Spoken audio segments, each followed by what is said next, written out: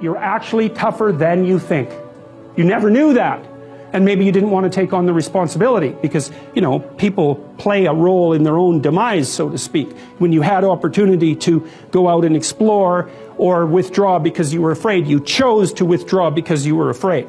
So it's not only that you were overprotected often, it's that you were willing to take advantage of the fact that you were overprotected and run back there whenever you had the opportunity.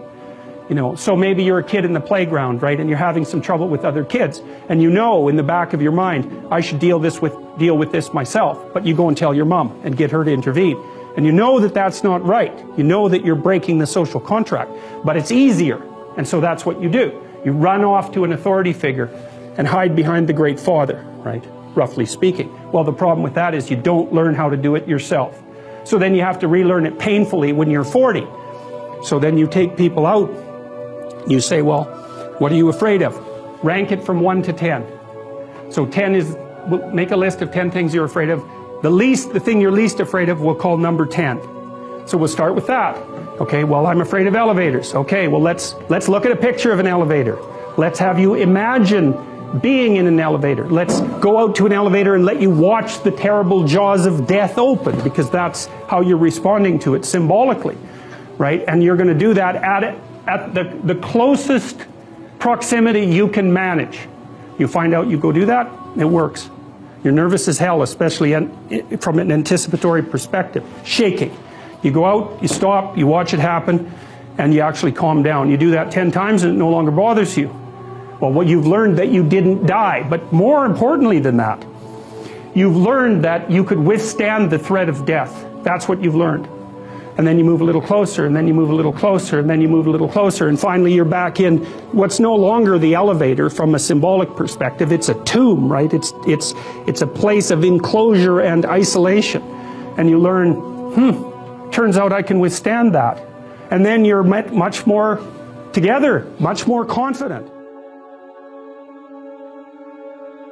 Potential is an interesting idea because it represents something that isn't yet real, yet we act like it's real. Because people will say to you, you should live up to your potential.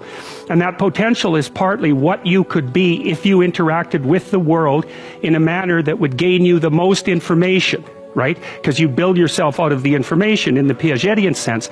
But it's deeper than that too, because we know that if you take yourself and you put yourself in a new environment, new genes turn on in your nervous system. They encode for new proteins. And so you're full of biological potential that won't be realized unless you move yourself around in the world into different challenging circumstances, and that'll turn on different circuits. So it's not merely that you're incorporating information from the outside world in the constructivist sense. It's that by exposing yourself to different environments, you put different physiological demands on yourself all the way down to the genetic level, and that manifests new elements of you. And so one of the things that happens to people, and this is a very common cultural notion, is that you should go on a pilgrimage at some point to somewhere central, and that would be, say, like the Rock in the Pride Rock in The Lion King, because you take yourself out of your dopey little village, and that's just the little bounded you that everyone knows and that isn't very expanded, and then you go somewhere dark and dangerous to the central place, and while you do that, you have adventures, and they toughen you and pull more out of you, like partly because you're becoming informed, which means information. It means you're becoming more organized at every level of analysis, but there's also more of you too. Your best bet is truth. But that doesn't necessarily mean that's always going to do the trick. Right? I mean, sometimes you go fight a dragon and it eats you. And if you being eaten wasn't a real possibility, it wouldn't be a real fight. And so you see people, like I've seen people in my clinical practice sometimes. I had one client in particular who was undergoing a particularly vicious divorce with someone who was really seriously inclined to take him out and would do pretty much everything at her disposal to do so. And I strategized with him for about 3 years. And we did everything, and hyper carefully. He was a very conscientious and diligent person, and he put into practice everything that we discussed and strategized, and he still pretty much, he got backed into a corner so hard that I didn't know how to help him anymore.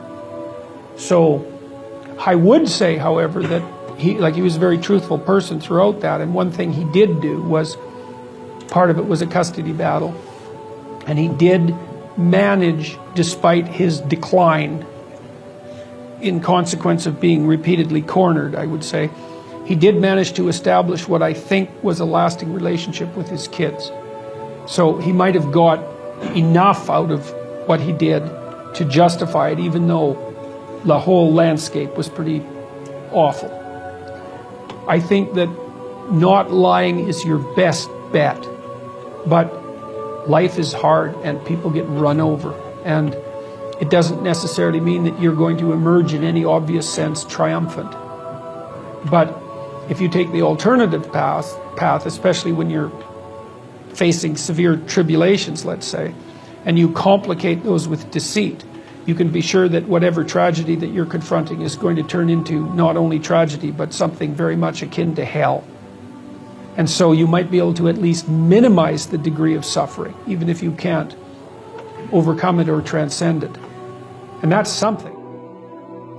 You're not after the bubbles of bliss that Dostoevsky described in Notes from Underground. We're built to contend with the world. We're built to contend with reality. You want a challenge, and the best way that you can take on a challenge, because a challenge fortifies you. So you don't want to be secure, you want to be strong. And you get strong by taking on optimal challenges.